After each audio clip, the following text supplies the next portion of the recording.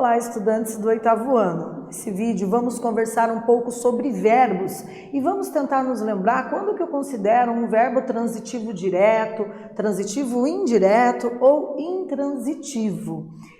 Eu sou a professora Rosa Helena Bueno, não me canso de demonstrar o meu apreço e a minha admiração por todos vocês que estão aí cuidando do intelecto de vocês, aprendendo cada dia um pouquinho mais aí com os nossos vídeos. Então, bora aqui ver o que preparamos para esse momento de reflexão sobre a língua portuguesa.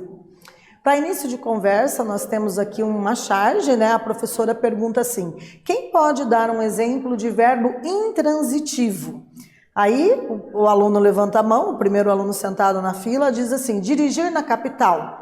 Será que dirigir é verbo intransitivo? Será que ele acertou, gente? Por que será que o menino diz que dirigir na capital é um verbo intransitivo? Será que ele associou com trânsito? Então vejam, o prefixo in pode ser usado como negação. O verbo intransitivo é aquele que não necessita de complementos para ter o seu significado completo. Olhem os exemplos: nascer, morrer, descer, cair, dentre outros, né? Então, quando eu digo assim, o bebê nasceu, eu posso fazer um ponto porque o verbo é intransitivo, todo mundo já compreendeu, né? O Pedrinho caiu, ponto, todo mundo já entendeu. Agora, se eu disser, você precisa, ponto, alguém vai dizer, não, tá faltando alguma coisa, precisa de um complemento aí, precisa de quê? Opa, o verbo precisar exige a preposição de, quem precisa, precisa de alguém ou de alguma coisa.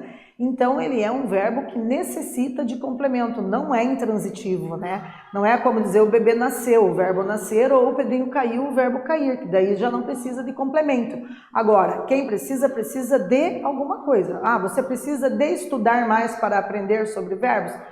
Aí sim você tem o objeto indireto, né, que complementa o verbo precisar. Então, quando o verbo precisa de preposição, ele é transitivo indireto, né? Agora eu posso dizer, eu ajudei minha mãe a lavar as louças. Então, ajudei quem? Minha mãe. Opa, ajudar nesse contexto é o quê? Transitivo direto.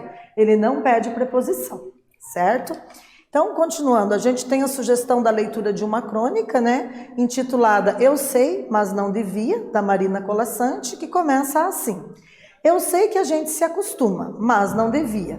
A gente se acostuma a morar em apartamentos de fundos e não ter outra vista que não as janelas ao redor. E porque não tem vista, logo se acostuma a não olhar para fora. E porque não olha para fora, logo se acostuma a não abrir de todo as cortinas. E porque não abre as cortinas, logo se acostuma a acender mais cedo a luz.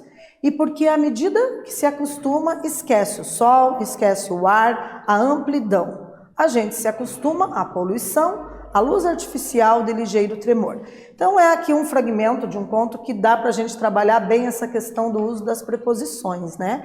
Observem ali que a gente deixou grafado em vermelho, né, as palavras ali que são o que nós chamamos de preposições que complementam o verbo acostumar, considerando que ele é transitivo indireto, ele pede a preposição a. Quem se acostuma a alguma coisa, né? Então vejam aqui a ideia de transitividade verbal tem a ver com trânsito no sentido de que o verbo ele transita para um complemento, né? Por isso que lembra o trânsito. Precisamos saber se a forma verbal é suficiente ou se o verbo é intransitivo, né? Para informar o que ocorre, como ocorre a ação, ou se ela transita seu significado juntando-se a um complemento. Então, o verbo precisa de um complemento para ter seu significado completo às vezes. Então, ele é transitivo, certo? Então, a gente fez uma breve reflexão, né, sobre a questão da transitividade dos verbos. Espero que vocês tenham gostado e até breve.